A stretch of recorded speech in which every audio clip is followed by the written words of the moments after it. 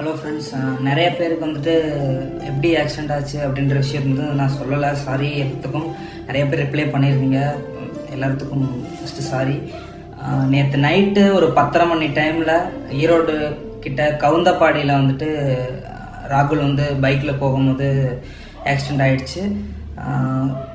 Control இல்லாமல் road பக்கத்தில் இடிச்சிட்டான். வேற யார் மேலேயும் போய் மோதலை.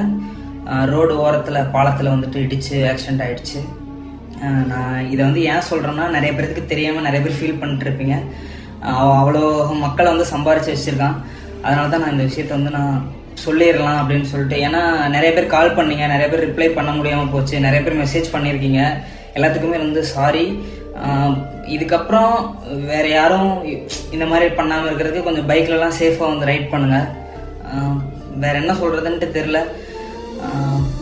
எனக்கு வந்து நிறைய பேர் ரிப்ளை பண்ண எல்லாத்துக்குமே வந்துட்டு ரொம்ப சாரி, மன்னிச்சிருங்க. இதுதான் விஷயம், வேற எதுவும் நடக்கலை. இப்படி தான் வந்துட்டு ஆக்சிடென்ட் ஆச்சு. வேற யார் மேலேயும் தப்பு இல்லை, எதுவுமே இல்லை. கண்ட்ரோல் இல்லாமல் கொண்டு போய் அடிச்சது தான் வந்துட்டு ரீசன். அதை சொல்லலான்ட்டு தான் இந்த வீடியோ மேக் பண்ணேன்.